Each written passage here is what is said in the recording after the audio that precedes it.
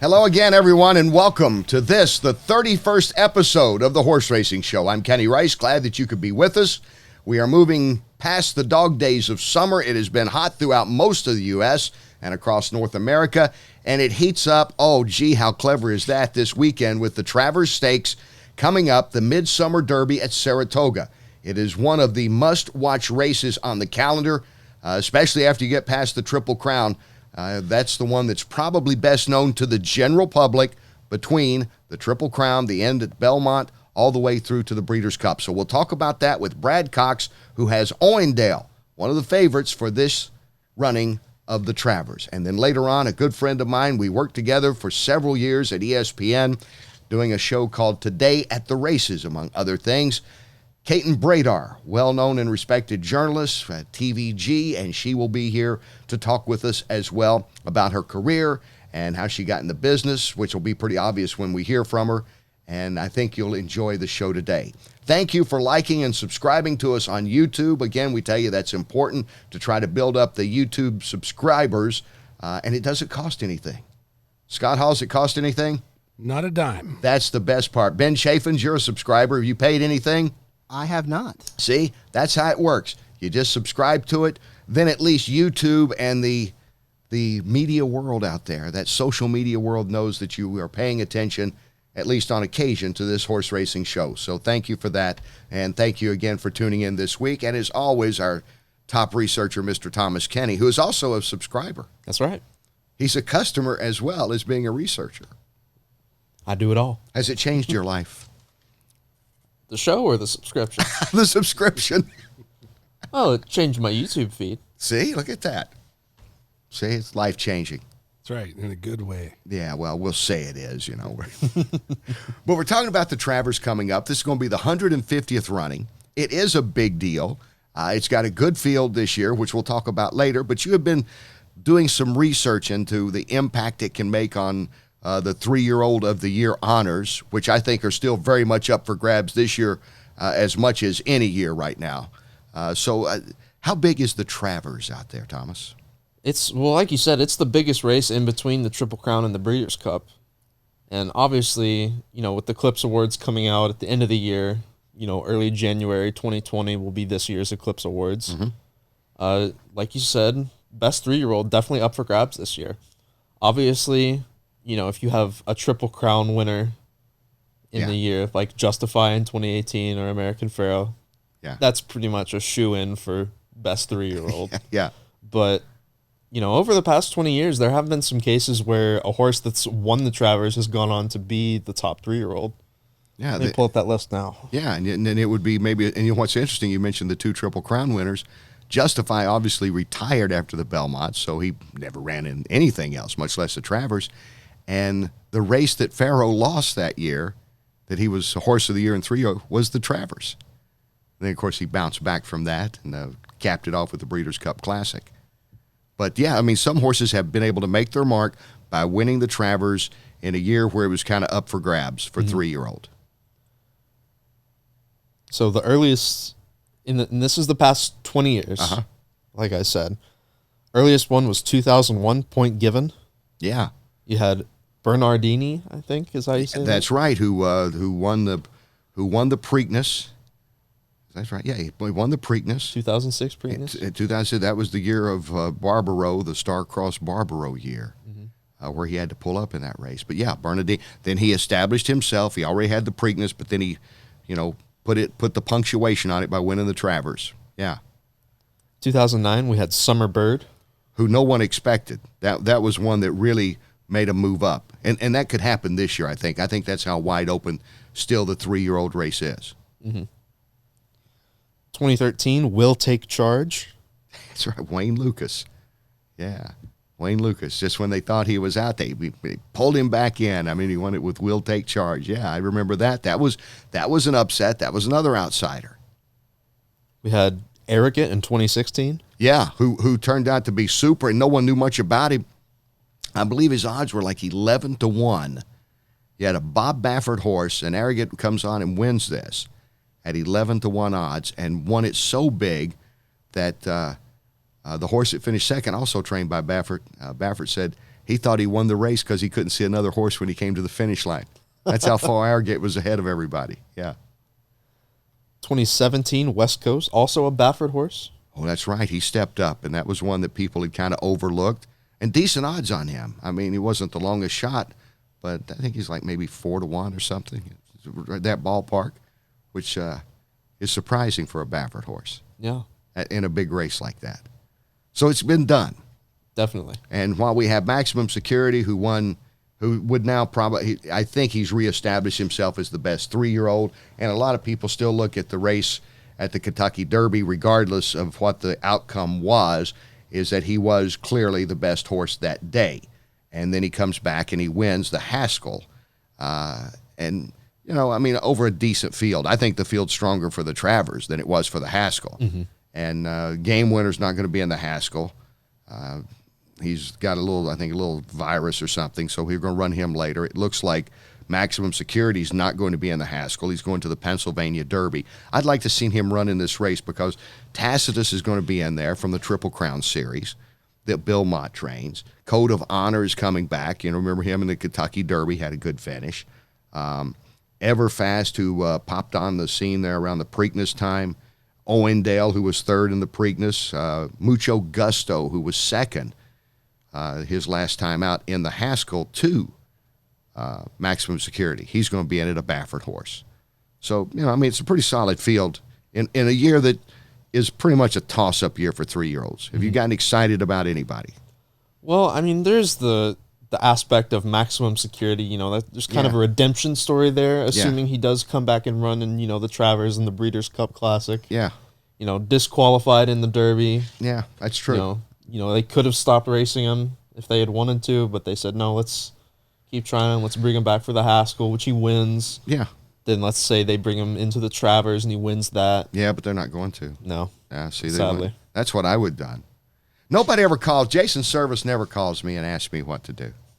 Jason's done a terrific job with this horse, the trainer, who someday will be on this show. We're trying to get him on before. We never can work it out. He's kind of like his horse. Looks like he's pointed to be on the show, and then he doesn't. His horse looked like pointed to the Travers, pointed maybe to one of the Triple Crown races, but it didn't work out. What did work out, though, is Brad Cox is up next, who trains Owendale, who very much figures in this 3-year-old picture, by the way. And we'll talk to Brad next, and then later on, Kate and Bradar. Do you know this is the 31st episode? We've been doing it a while. Wow. 31 episodes. That's Thank you right. for keeping us going here at the Horse Racing Show. More, as they say, when we come back.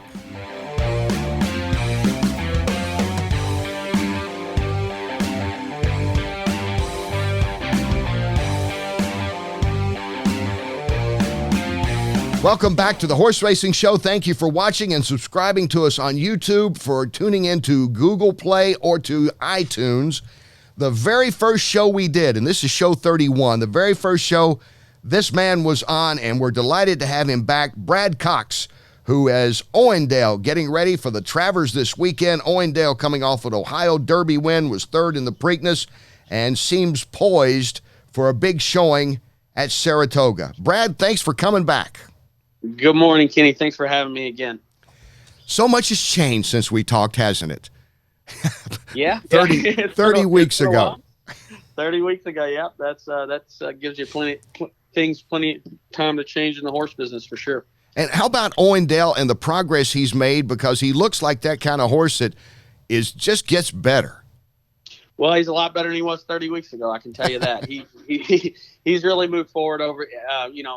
He had a great winter, but he's really moved forward this spring. Ever since we shipped him out of the fairgrounds down to up to Churchill this spring, he's just really blossomed and moved forward as a 3-year-old. And we always thought that he was a big, strong horse, and we always thought as he got older and some racing under his belt, he would improve, and that's definitely been the case this spring. And we're excited about him on Saturday. He's coming into this race as well as I think he can. He's going to fly out of Churchill this morning, and he's going to have an opportunity to gallop over the main track at Saratoga for 3 days. We'll school him on Thursday and Friday, and we're excited about him. He's coming into the race in great shape. Brad, when does a horse, not just Owendale, but other horses you have, is there that moment? Does it just sort of happen where it be, like training, or you just see him in the barn where you go, Wow, and just like overnight, it seems they popped up, or is it a gradual process with most of them? Lots of times it's a gradual process. There's always those glimpses, of the mornings, obviously in the workouts where they have talent, and he Owendale in particular is one we always thought had talent. We thought he was a horse that would break his maiden a little bit quicker than he did. We always knew he had talent, and like I said, he was a little bit in and out, very immature. I think mentally, physically, like I said, he's a big, strong horse, but mentally, he's really just picked it up. Throughout the winter, he started really figuring things out and has moved forward. In like as far as training now, I mean, he's very forward. He puts a lot into his gallops, his works, and he lets you know when he's ready to run. And like I said, I think he's set up for a big effort on Saturday. I like that you brought up the mental aspect. I think sometimes people forget horses are like kids in a way, aren't they? Like the high school guy going into college. You got to kind of realize that you can compete with everybody else at one time and get that confidence. I would imagine it's the same with a horse as it is with a human. Yeah, it seems to be that way, especially with the colts. The colts, it does seem to take them a little while to come around, more so maybe than the fillies. The fillies seem to be a little more focused and forward on what's going on, but the colts definitely take some time to come around. Now, obviously, not all of them are the same, but in this Colts case, it took him a while mentally to figure things out. And, some of them take a race or two. I kind of feel like it took this horse, 4 or 5 starts to really put it together and figure things out. That's just like us guys in high school, isn't it? The girls are always ahead of us. No doubt. Links ahead. They always mature. Maybe even a furlong or a quarter mile in front of us. In my case, they'd already lapped the track. I'm just sitting there going, I don't know. As far as now going into a big race like this, is this your first Travers? It is, yeah. This is a big race for us. And so, as we talked about, and you're one of the rising stars in the business. Not that you already haven't arrived, Brad, by the way. But, your stable keeps getting better. We're going to talk about some of your other stars in a minute. But what's it like for you to be coming into this scene now in what I think is the biggest race, obviously, since the Triple Crown for 3-year-olds and, moving forward from there with Owendale?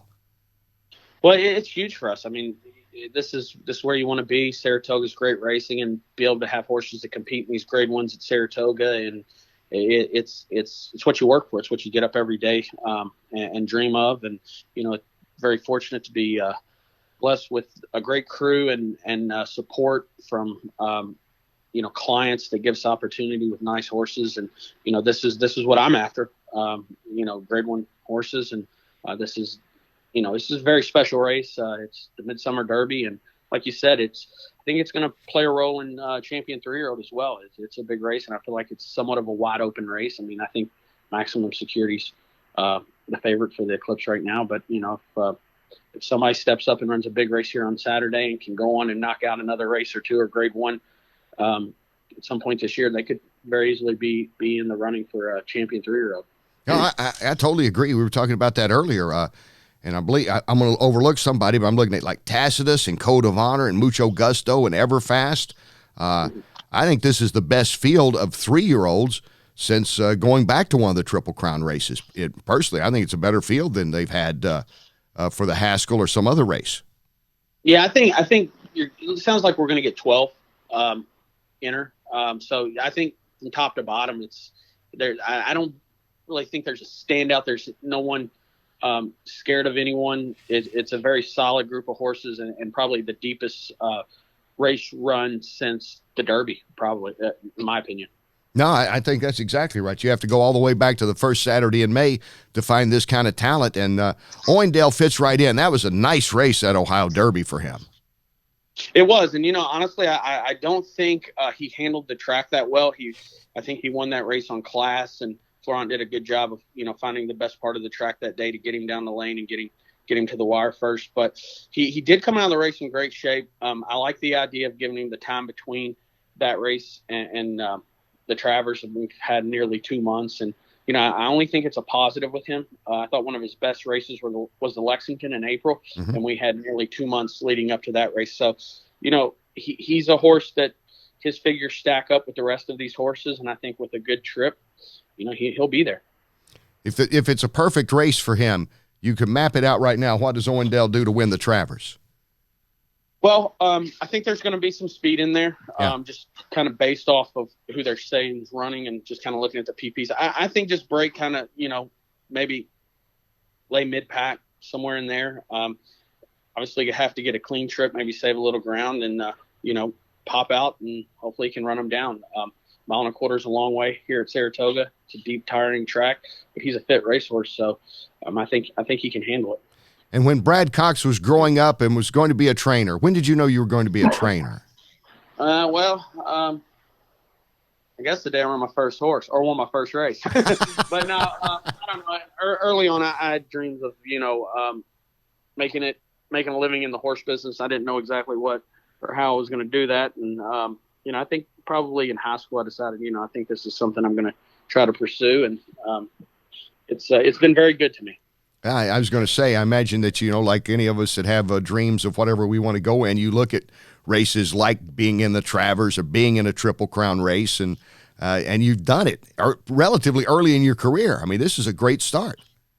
Yeah, no, it's been great. And it was an unbelievable experience going to Pimlico for the Preakness.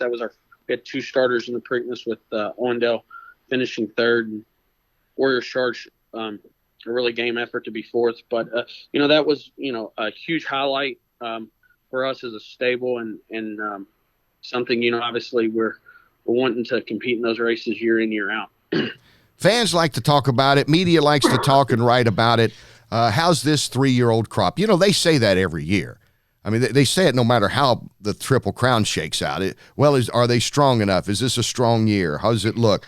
Do trainers even think like that? I mean, you're going into the race, you're going to have to beat probably, a Baffert horse or a McGahee horse or a Mott horse along the way out there to win this thing this weekend, Brad. I mean, do you even think about how good's this field, or is it just about your horse? Well, you think about how good the field is as a crop. As the crop as a whole, no. Yeah. I mean, I don't really get caught up. And, I only think time will tell how good the crop is, what some of these horses go on to do as far as stallions and, stuff. So I think sometimes you have to let things play out over the years to kind of look back and say, hey, that was a really good crop of horses. I mean, we don't know what will happen with some of these 3-year-olds moving forward as 4- and 5-year-olds and all these great races throughout the world now with the Pegasus World Cup, the Saudi Cup, the Dubai World Cup. So, time will tell how good a crop this is. And as far as my personal opinion on how everyone else is doing coming into the race, I don't pay too much attention to anyone else and what they're doing. Just trying to prepare our horse and, cross every T and dot every I leading up to the Travers on Saturday. And I feel like, things are going the right direction for us. We're talking with Brad Cox, who has Owendale running in the Travers. Already has had a big win at Saratoga this summer with, I always get this wrong, Covfefe, I say. Close enough. Or Covfefe. It's based on a text, right, that President Trump sent out. He misspelled the word. Yes, yeah. I call her Covfefe. Okay, so Covfefe. I call her really fast and talented. That's what I like to call her. Yeah, and she won the test and beat Serengeti Empress, among others. And every time I've seen her, I've just been really impressed with her. So you got a star 3-year-old colt and a 3-year-old filly star, I think. Yeah, she is a star. She's a very, very gifted filly with a ton of speed, and she's one that she got it from the get-go. She's one that I can remember the first time we breezed her at Keeneland in her 2-year-old spring of her 2-year-old year, which just displayed a unbelievable amount of talent and speed, and knew from the get-go that she was a special filly, and she's proved that. And the goal to start the year was to get her to the test, and it worked out really well. It's just lots of times in this business, anybody that's dealt with these horses know it's incredibly hard to map out a plan, especially a long-term plan, and execute it, just because there's so many setbacks. But this is a very, very special filly and talent, and the goals to try to get her to the Breeders' Cup now, and hopefully that'll happen here in a couple months. Do you think about what the next race for her is going to be to lead up to the Breeders' Cup? Yeah. We shipped her back to Churchill last week. She came out of the test in great shape. She'll work this coming weekend. It'll be her first work post-test, and we're pointing that'll give her 4 works. And we're leading up to the the Dogwood at Churchill. It's an ungraded event, but it's a 3-year-old filly race that's 7/8 there at Churchill. She has experience there. She likes the track as her home. And we just think like trying to get to the Breeders' Cup, that race makes the most sense. Just the timing, the distance, straight 3-year-old fillies. I think it'd be a great spot for her, and that's our plan right now. And I would guess, as we talked about the fillies sometimes maturing a little quicker than the colts, you said that you saw in Covfefe that she was kind of going to be good as a 2-year-old, or had that potential, certainly. Right. She showed us that in her works, and then obviously with her breaking her maiden first time out at Churchill by 9, and then being 4-5 in the Frisette. 3 weeks later, I think she may have bounced a little bit, and she came out of that race with a minor setback that just needed some time. So she had the 2 starts as a 2-year-old, and but very fast filly, a lot of talent, and just a very special filly, and super fast. And it's kind of nice, isn't it, to have 2 3-year-olds like this? Wow. Oh, absolutely, yeah. And it's been good. Covfefe's, we do feel like she's a 1-turn horse, and we'll probably keep her around 1 turn throughout her career, but she's very special. Now, talk about special. The update on Monomoy Girl, the distaff winner last year, just beautiful to watch her. Had some colic issues in the spring. You talked about setbacks. You've had to deal with that. What's the progress on Monomoy Girl right now, the champion from last year? She's doing fantastic. She's really doing well. She breezed this past Saturday at Churchill, come out of it in great shape. She'll breeze again this weekend. She went a half this weekend. I think the clocker had her 48-3. We had her in 49, galloped out well. Like I said, come out of it in good shape. So, she looks tremendous. I mean, she couldn't look any better. She looks as well as she's ever looked, and moving great. And, just now just trying to build her fitness up, and, hopefully get her to a race in a month and a half, something like that. Got a couple races we're looking at, maybe like the Zenyatta at Santa Anita, or the Spinster at Keeneland. It is a little bit of a tough year, or tough time of year, trying to get a mare like that back to the races as far as the race schedule. There's not a lot of options out there. Can maybe look at the Belle Dame as well at Belmont. Mm-hmm. But, we've got some races picked out. We're not zeroing in on anything right now. We'll let her tell us, but everything is moving forward and positive and in the right direction right now. So I'm very pleased with where she is. And the main thing is she's happy, she's healthy, and she's moving great. Yeah. And then, Brad, you have confidence that you think that she could be out there to defend her title at Santa Anita in the Breeders' Cup? It's possible. And that's one reason why I'm kind of looking at this Zenyatta the end of September, just for that fact that, I do like that race is a 1.16 miles. So that's something that, obviously we'd have to come back, I believe, in 4 or 5 weeks and, either stay out there or go out there again. That'll be things that, ultimately she'll tell us. She'll let us know what she's willing or up to doing, and kind of go from there. We talk about all the successes and, the happiness when you win like the Ohio Derby, or you win the test, and last year the distaff and all. And the other side, the trainers, that's the toughest thing to deal with, I think, is any kind of injury or any kind of illness or setback. What's it been like you dealing with Monomoy Girl during this time to try to get her fit and healthy again, you personally? I mean, we're busy. We have a lot of horses in training, and, it's one of those things where, we're going to do right by her and do right by all of our horses. And look, when they have setbacks, we don't really get down. It's disappointing, but you know what? We have to make the adjustments. And if, that's required, they have a surgery, we try to get it done as quick as we can, get them rehabbed and get them back into us. And that's the case with all horses. But as far as, it's been good. I mean, it's great to see her come back around, and like I said, everything's very positive with her right now, and we're in a good place. She's in a good spot right now. And, you mentioned earlier about all these big races and all the money out there, and the Saudi race that's coming up and all the money they're poured into that. I guess from a trainer standpoint, I bet owners are asking you about that down the road for any horse that you may have, aren't they? They say, wow, look at this race. I hope we have one that can run in this. Every race seems to get richer than the other one. Yeah, no doubt. And that's a it's a horse like Owendale. He's a horse that could be a factor in we're hoping that he can be a factor in those races next year.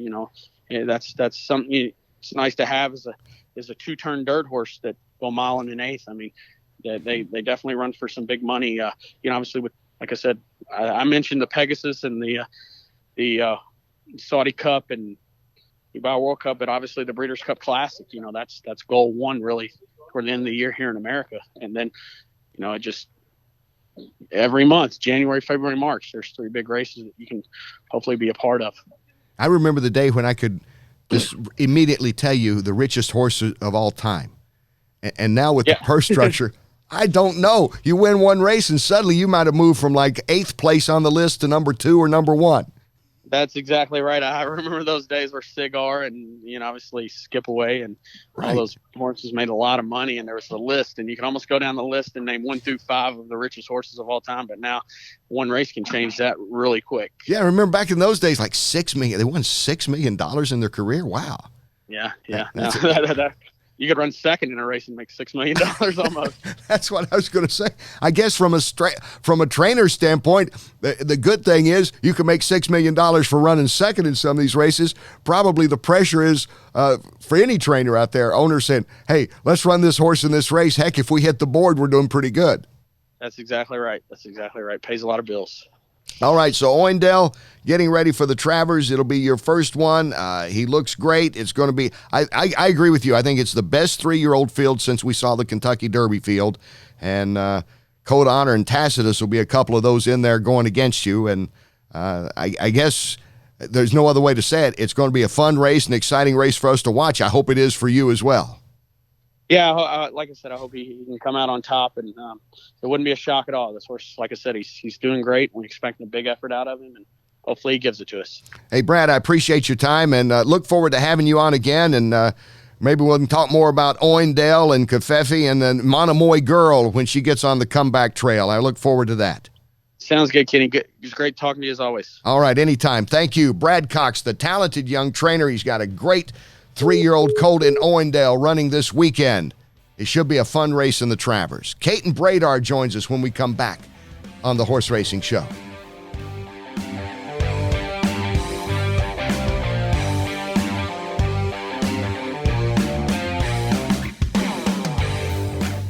Welcome back to the Horse Racing Show, episode 31. Thank you for liking and subscribing on YouTube, listening on iTunes or Google Play. Now we have been downloaded, moved up to 17 countries, as well as all throughout the United States. We appreciate hearing from you as well. I've always enjoyed talking to this person and working with her, especially going back to the days of a show called Today at the Races. Caton Bradar joins us now, well-known, respected journalist in the business of horse racing, working for TVG. So you can also hear on weekends on the Sirius Radio Network. And Caton is with us. Hello, Caton. Welcome to Today at the Races, Part 2. Yeah, I feel like this is your life, Caton Bradar, which is a good thing. Got 20 years, Caton, since that show. I know. And, I was thinking about this the other day when I was sitting a Saturday afternoon at home watching all the coverage, whether it was on TVG. I was watching Naira's presentations of their big races. I was watching off of just the simulcast feeds from some of the other tracks. And I was thinking that it seemed such a crazy idea when we did Today at the Races. And yet it's sort of the prototype for everything that's on that concerns horse racing these days. I mean, really, that's what they do. They sit down and they show as many races as possible and have some commentators to try to put some perspective or explain what's happening and try to pick some winners, mostly futilely. But I mean, it really is exactly what we're doing now all the time and what everybody seems to want. But at the time, it seemed like such a crazy revolutionary idea. We should get more credit for that, shouldn't we? Exactly, right? They should run a little crawl at the bottom and say, thanks to Today at the Races. Because, I don't know how many people, I think people remember it. I still have people come up to me, I'm sure they do you, and mention the show. But you're right. When this show started, it was around 97, I think, wasn't it? Somewhere around there, 96, 97? It was. And the thing was, at that time, even simulcasting was still sort of a new thing. Right. I mean, and so the opportunity to get to see more than one track in a short time span was something. It was a very rare treat for race fans, and for us, it was something that you didn't really know how to reset and prepare and be ready for the action coming from all different places. It seemed like it happened so fast, and then when I look back now and I think about how many races we did and how many races are done on a regular basis, it's really almost funny. But it was a good thing, and I like to think it was an important, kind of progression or stepping stone for everything that's happening now. So but at the time, it not only seemed crazy and this wild idea, but it just went by so quick, right? I mean, Kate, it flew by. So And it was fun. We had about a 6-year run or something with that show, or 7? Exactly. And then about that time, that's when they start putting money, the NTRA started putting money into this upstart thing called TVG, and then, of course, HRTV came later on. But at that time, you're right, simulcasting wasn't as sophisticated as it is today. And so if you wanted to see a live race and get the results right then, Today at the Races on ESPN2 was kind of the place to be. And even sometimes, remember at night when we would do those quarter horse races from Los Alamitos, we'd do like late edition. Then we'd come on like at midnight Eastern time or 1 o'clock Eastern time at night. All from the magic of Tulsa, Oklahoma. It was great. That's right. I remember flying from Lexington to Tulsa and do a race at Keeneland. I remember watching Charismatic win the Lexington at Keeneland. I'm out in Oklahoma at a studio for ESPN watching that race. And, I think about it too, and it was all boiled down to small windows of time that we were actually on the air. Yeah. And but you had to be there obviously in advance to know that you would be, and it wasn't as if we had, all sorts of flights coming in and out of Tulsa. So you sometimes you had to come a day in advance, for basically whether it was a half hour window or if it was a couple of shows or the ones that were late at night. But when I think about it now, and it was kind of like you had a couple hours of work total, including maybe half an hour to an hour on air. And then the whole rest of the time was just kind of having fun, trying to bone up on your information and background, and then exploring Tulsa, right? I mean, that's what we did. Yeah. We spent a lot of quality time at the DoubleTree, and it was so interesting because now it's the same type of concept, but most of the time, whether it's in the TVG studios, which fortunately, I get to be at the racetrack most of the time, and I think the same for you in any of your racing coverage. Right. But so we're like there. So you kind of almost by osmosis pick up on what's happening rather than have to sit someplace else and research and try to, and also try to fill time. But it was interesting and it was fun. It really was. And as a lot of networks do, ESPN farmed that show out to a company that was based in Tulsa, Oklahoma. So, yeah, they were in Connecticut. We know that's why Kate and I wound up in Tulsa. Probably, what did we do, like 15, 20 shows a year? Does that sound right? There was a time period, I would say that's about right, but it was usually condensed. I want to say late summer, early fall was when we did the majority of the shows. So it's kind of when things were heating up toward Breeders' Cup and also just sort of championship runs. And you did get the best of all worlds in the races. I mean, the best part for me was getting a chance to see racing from places that normally I would never get to see too. I mean, when you talk about Los Alamitos and bringing those races in, that was not on my main, circuit or a place that I normally at that time would have gotten opportunity to see those races. So it really exposed you to racing from all over the country. And I think it did the same for the people that were watching it too. Talking to the well-known analyst of horse racing with TVG. We used to be with ESPN back when they did horse racing, and with Sirius Radio, Kate and Bradar. And Kate, you know what I remember especially about those summers, especially when we got into this month of the year, we were always cut short by the Little League World Series. Yes. Remember we would have like planned, and you had a 22-minute show roughly with commercials that we would pack in like 4 live races, which is pretty impressive in 22 minutes. It was, and I mean, and consider that we were trying to make sure that we gave a little bit of build up to the race, and then our explanation who was in it, and then summarize what happened afterwards, be able to make it official and get the prices. That was always the sticky part, though, because inevitably one of those races, if not more, would be delayed or have some sort of issue, or maybe there was an inquiry or objection, and then we would have to go off the air without making it official, which was always a treat. People loved that. And people would get mad, and I would tell them, hey, well, at least you're getting something on the air. You know, horse racing, trust me, you're getting preempted a lot by the Little League World Series. So in the pecking order, you're still down the list, but you're getting something on the air.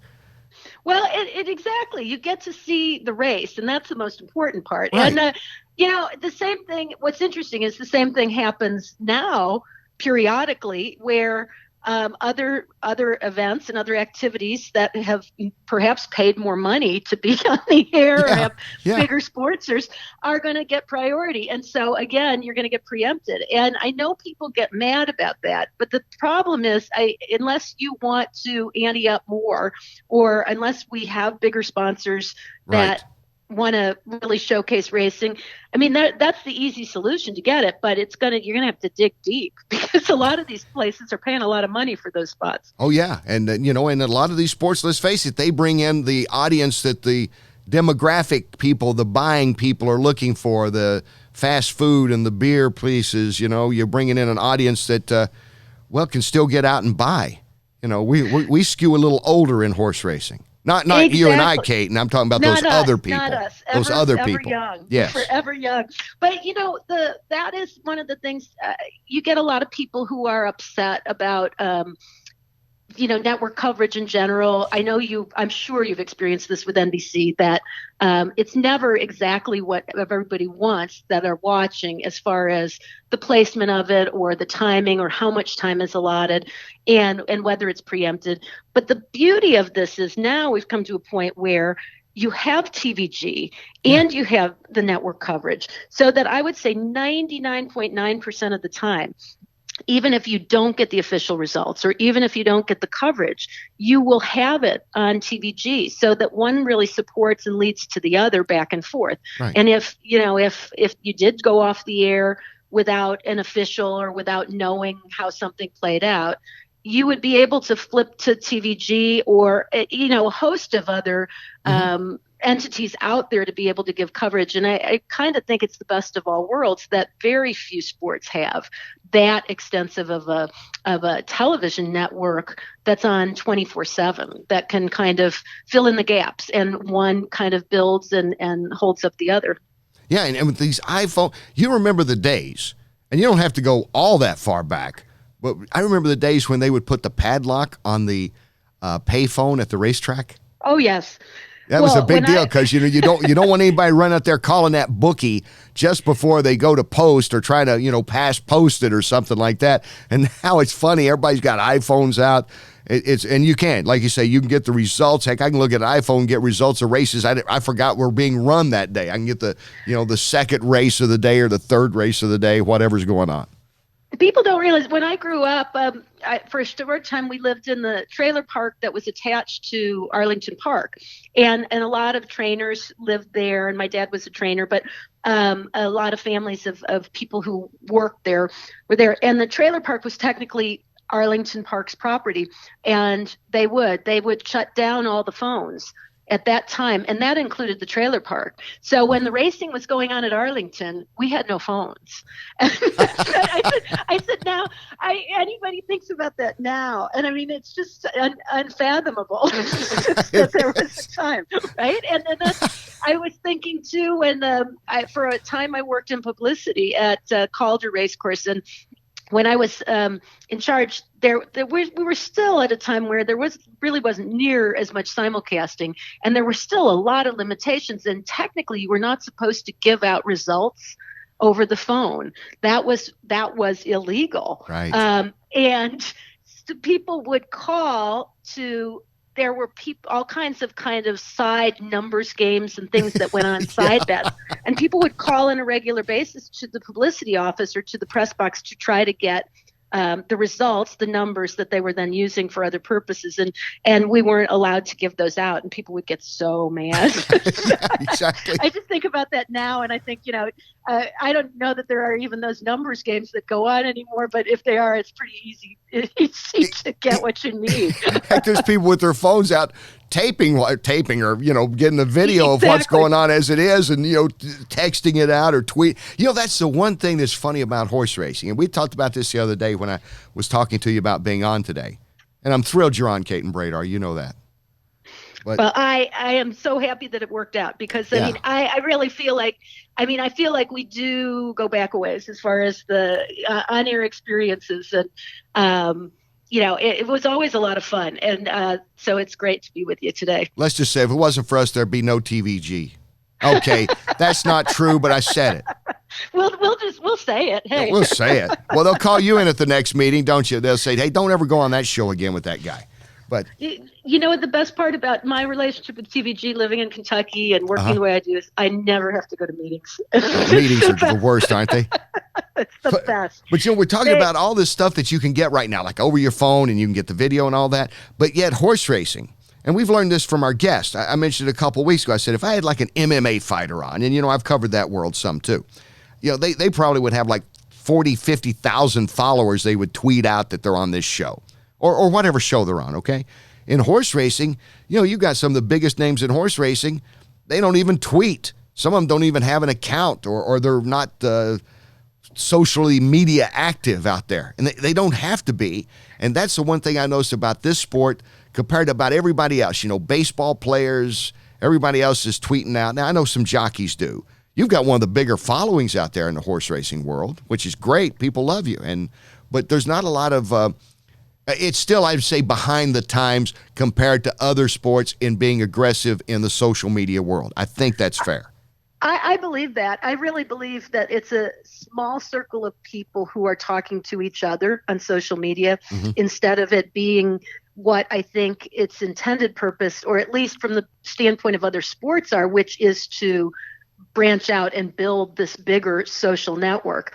And I think in part, it's because of the age demographic and because of racing in general. But I also blame the powers that be a little bit because I think that we tend to be a tradition-bound sport, and instead of being open. And I think the same thing happened when Today at the Races occurred. And the same thing happened when TVG launched. And I think you'll see it even now in terms of the coverage of horse racing. I'm sure that you've experienced this with NBC. The minute anybody tries anything new, it's attacked.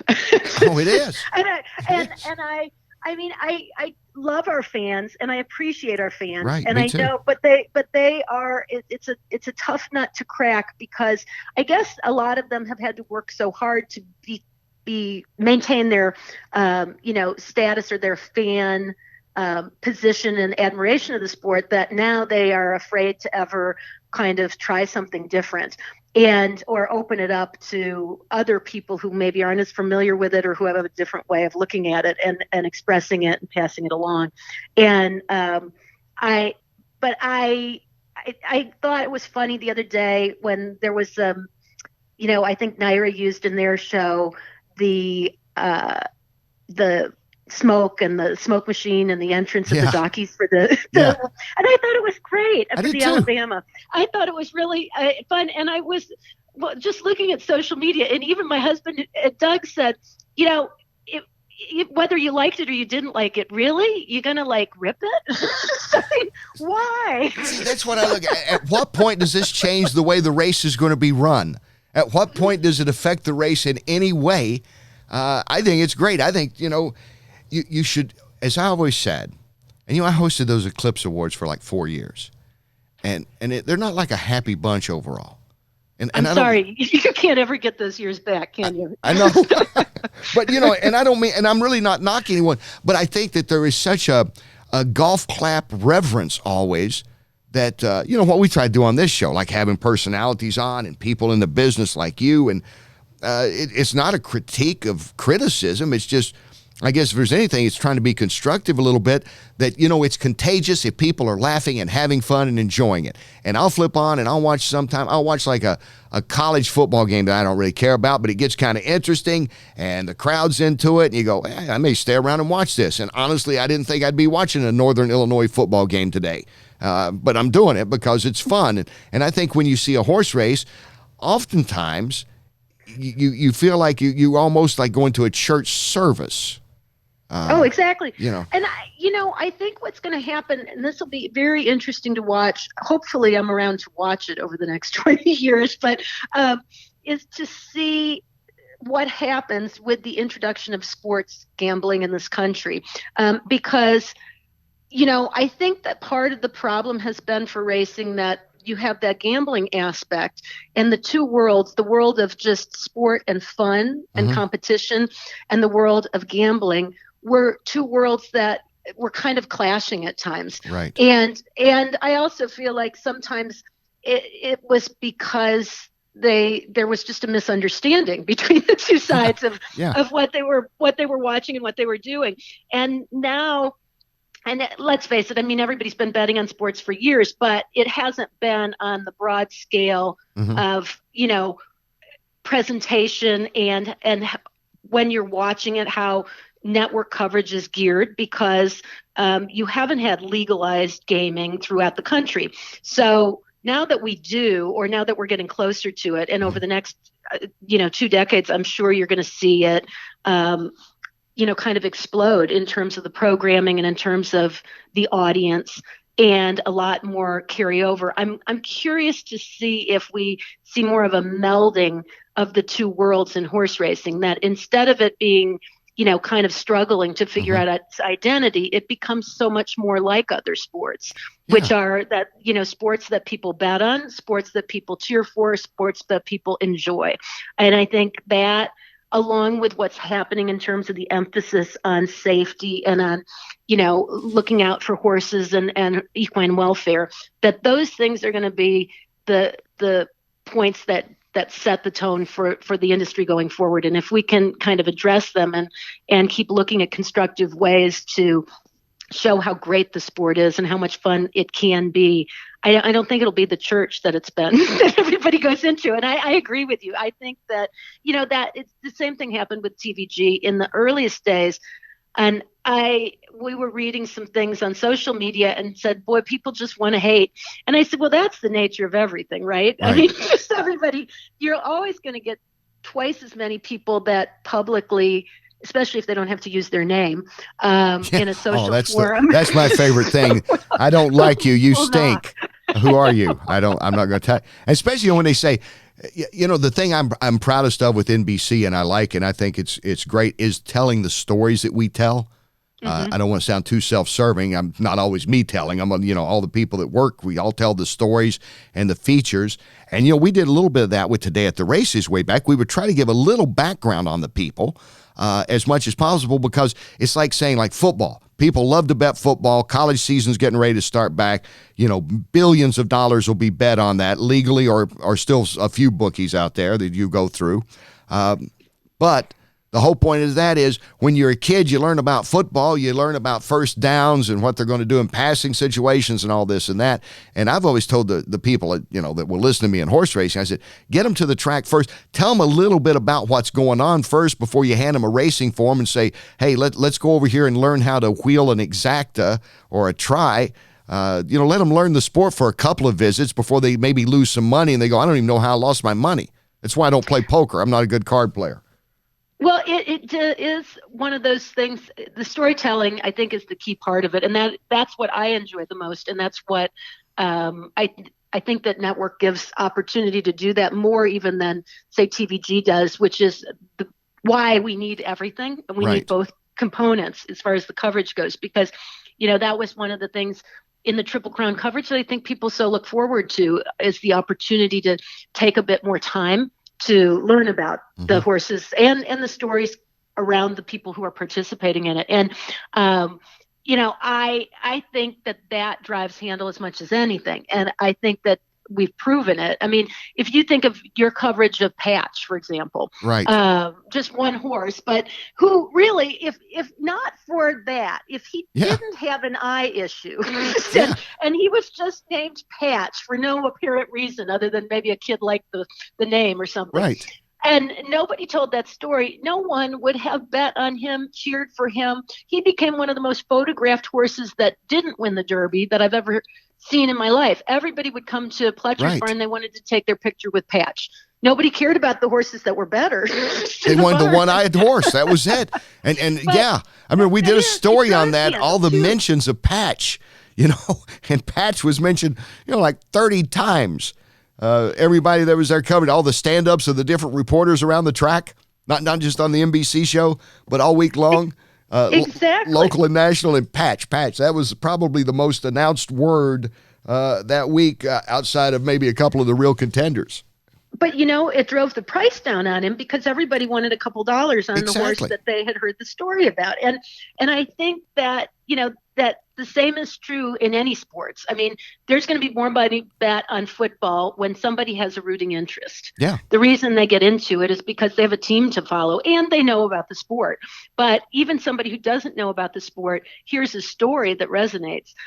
They start watching it, and then they may want to bet. Right. Too, before it's done. And there is a place for all of it. And I think that it's going to be, I'm very hopeful that although a lot of people are afraid that it's going to minimize racing because there's so much more money that's going to be bet on other sports rather than racing, that it could actually help racing because we've been doing it much longer in a legal and widespread capacity than any of the other sports. So the truth is, I think that the other sports could learn a little something from racing, but I think for the benefit of the fans and the exposure and the social media, this could be a plus. It really could be. That's what's happening at TVG, especially. And there's going to be a transition, and a lot of people are very afraid.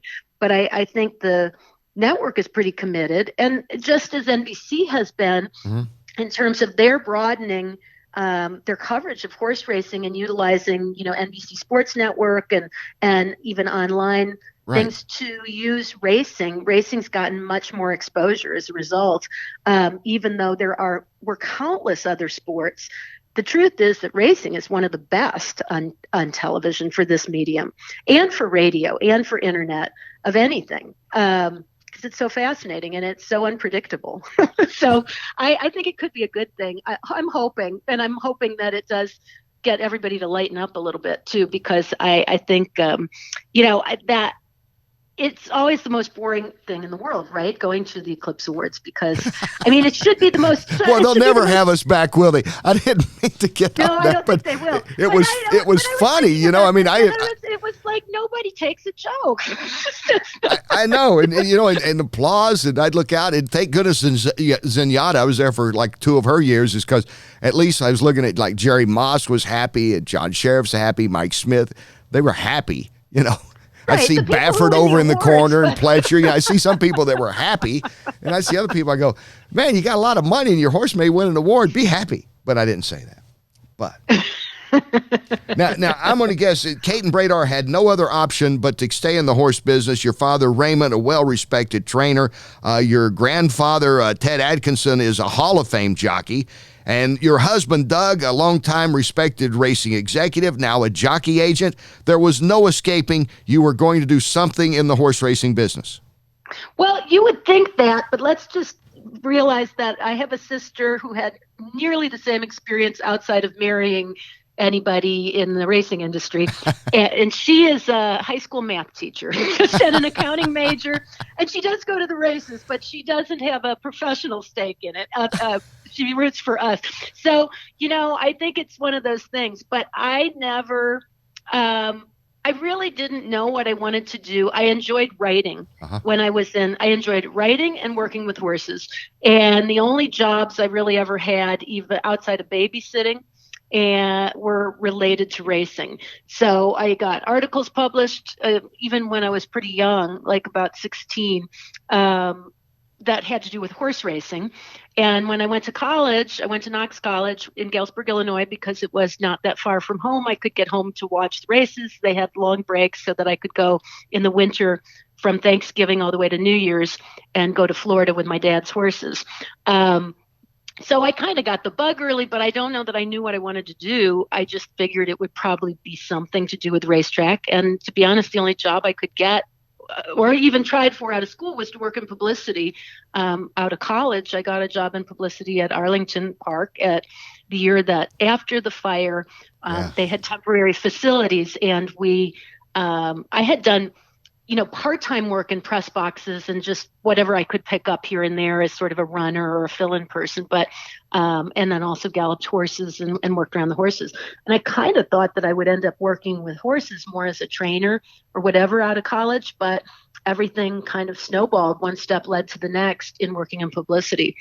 For a long time I did both, and until there was enough to keep me busy just doing television. But it was a little crazy, and everybody says, "Oh, you always plan it?" I said I had absolutely no idea. Just when the jobs came up, I took them, and each step led to the next. And I never dreamed, though, I'd do television, because I was really I didn't like to talk unless I knew what I was talking about. So I got marked down in college for class participation, and I never dreamed that I would be. Yes.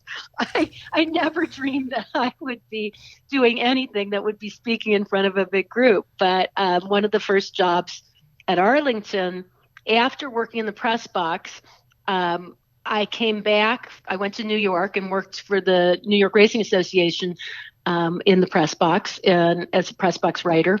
And then I had an offer to come back to Arlington on a year-round basis. And I said, well, what all would I do? And they put together different jobs. And one of them was doing breakfast at Arlington, which was handling the marketing, it was really great because it was a partnership between the Daily Herald, I think one of the other papers, definitely WGN Radio and the Daily Herald, and then Arlington. So we had radio, we had television, and we had and newspaper. And then they paid for us to have mugs made up and to do all the promotion of the event. And we would get sometimes as many as 1,000 people to come in the morning on Saturday or Sunday. Yeah. And then I would host the program. And I thought, I don't know what I'm doing with this. I mean, and luckily Jenny Ornstein had done a similar thing at Hialeah as well as in Chicago. And it's interesting because Jenny did the TV work that was sort of the precursor to Today at the Races. Remember, they did tried to do a national wager. Right, I remember that. And there was sort of it wasn't very well publicized, and I don't even know where it aired, but kind of a TV program to go along with the wager. And it didn't last very long, but I believe Jenny was one of several people who were on that program. But at any rate, Jenny was very, very helpful to me and just a wonderful person, a good friend. And she said, Caton, anytime you don't know what to say, just look at the racetrack. You'll see something and then explain it. And she was right. That's what there is always something to talk about in racing, whether it's the track surface, how they maintain the track, what somebody's doing on a horse. And so everything that I had done up till then kind of prepared me for that. Yeah. And then doing a live show like that, and I had Phil George F. was the co-host, so it couldn't have been more fun, unless, of course, it was you. Oh, shucks, golly gee. And I'd line up the guests. We'd have a trainer, we'd have a jockey, and we'd have a journalist or handicapper. And then we'd have a exhibition race in the middle from the starting gate, and Phil would call it. So the fans who had never been to the races in the afternoon, and there actually were quite a few, would get the chance to see what a schooling race looks like and what a horse is breaking from the gate and the thrill of crossing the finish line. And we'd choose somebody from the crowd to go down and get their picture taken in the winner's circle with the winning horse from the schooling race. So it was really a lot of fun. It was a great promotion, and it was a great learning ground. Plus, the people we invited on as guests were some of the biggest names in racing. Yeah. Because at that time, Arlington was really drawing quite a few big names for the big races on the weekends. And so it was absolutely the perfect opportunity. And look where it's led to. Caton Bradar, well respected from her work at ESPN to now with TVG and Sirius. And I always enjoy talking to you and loved working with you. And thank you for coming on this little show I have called The Horse Racing Show. Well, anytime. And I thank you for letting me go down memory lane instead of have to handicap because that's always a no-win proposition. Well, and you know you're what? Wrong. And you're that's wrong 70% of the time. Exactly. I tell people, think of baseball. You hit 300 in baseball, you could go to the Hall of Fame. Don't get too critical on handicappers. Exactly. Kaiten, it's great to catch up. We'll do it again much sooner, okay? Take care. Thank you. Kaiten Bradar with us here. More on the Horse Racing Show when we come back.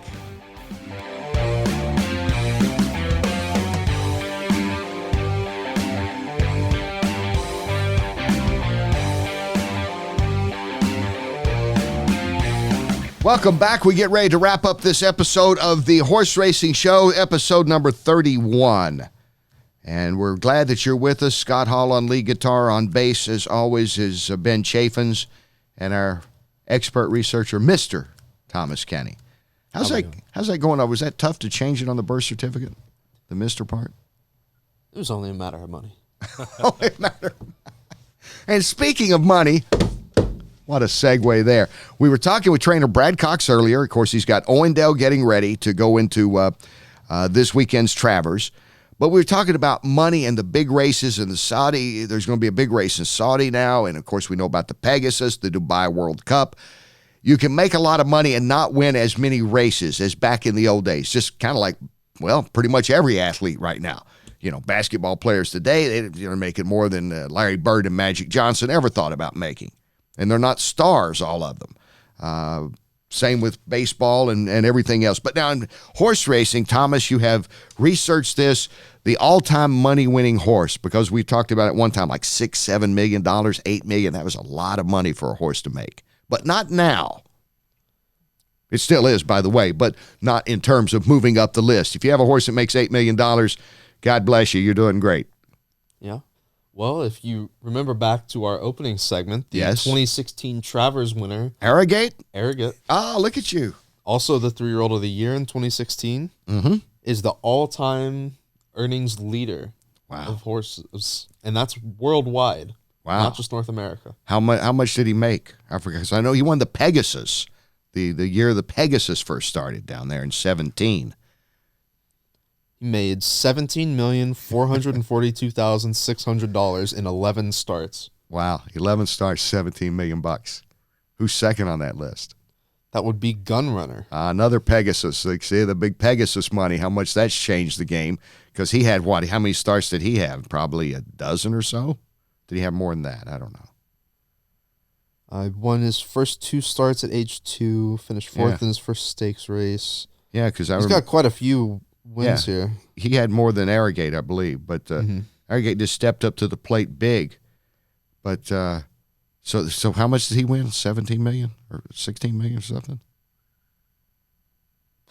Just shy of 16 million, yeah. So ballpark now, if you don't win about 15 million, you're not going to crack. And there's a horse from Japan that I think is like 3rd or 4th, you were telling me on the Number list. 4, it's either Espoir City or Espoir City. Who only raced in Japan primarily, right? One time out of Japan. Only one start outside of Japan. At the Breeders' Cup. That was the 2010 Breeders' Cup. Yeah. Where he finished 10th. But there's still a couple of the old school guys on that list, you tell me. Cigar and Skip Away, Curlin, they still on there? Mm-hmm. Top 10? Curlin is 6th, Cigar 7th, Skip Away 8th. How much Skip Away make? Skip Away made... Gosh, that goes back 20 years. Just over $9.5 million. Wow. And Cigar, almost $10 million. I remember that was the deal. Cigar was the league money winner at one time, almost $10 million, but he didn't get there. Not quite. Not quite. Only a few $100s short. Well, you figured they'd had a $100 race or something for him. $200 match race. $200 match race to see if he's going over. But that just shows, again, it's like all sports right now. Sandy Koufax is not going to make the money that Clayton Kershaw is going to make. And it's just the way it goes. And there's a lot of money on the table for horse racing. And the focus now is basically on about 4 events. 4 races. This new race coming up in the Saudi Arabian race. You got the race in Dubai, of course, the Dubai World Cup, the Pegasus in January down in Florida, the Breeders' Cup. Yeah, heck, you hit one of those 3, you're going to move right up the charts. If you do well, you hit a couple of those 3, you're going to move up pretty good. You hit 3 of those 4, you're going to move up real good. Yeah. Yeah. one-hit wonder in horse racing can make you a lot of money. Wow, as it did in some of the music. There's guys that's lived off. I remember Hoyt Axton, the songwriter who wrote "Joy to the World" among other hits that he wrote for Three Dog Night. And here's a trivia question, Scott, you rock and roller. Okay. His mother, May, was co-writer of Heartbreak Hotel for Elvis Presley. So I believe they're still the only mother-son to write number one rock and roll hits. Wow, man, that is pretty cool. That's Yeah. very obscure. Yeah, May Clark Axton, I believe was her name, and then Hoyt Axton. But Hoyt Axton, I read an article on him once. They said, what's the key to success? He said, write a hit song every 7 years. You can live comfortably on the royalties every 7 years. Fortunately for you, you only have to wait 7 more days for episode 32. We're getting there. Wow. Thank you for tuning in. And thanks for subscribing especially. So keep doing it. Tell your friends. Get on that social media. Follow us at Horse Racing Show. Is that right, Ben? That's right. On Twitter. The results of the poll last week, 70% of the people thereabouts liked the Travers as the big race of the summer, which it is. And thanks to Brad Cox for being on today. He has Owendale, made some great points about the 3-year-old campaign, which I think is still wide open. Who's the best 3-year-old? Maximum Security with the lead, but not a big one. Thanks to my friend Kaiten Bradar with TVG and her insight on what is going on in horse racing. Thanks, as always, to Scott Hall, Ben Chaffins, Thomas Kenny. Thank you for being with us. I'll see you next week. I'm Kenny Rice. So long, everyone.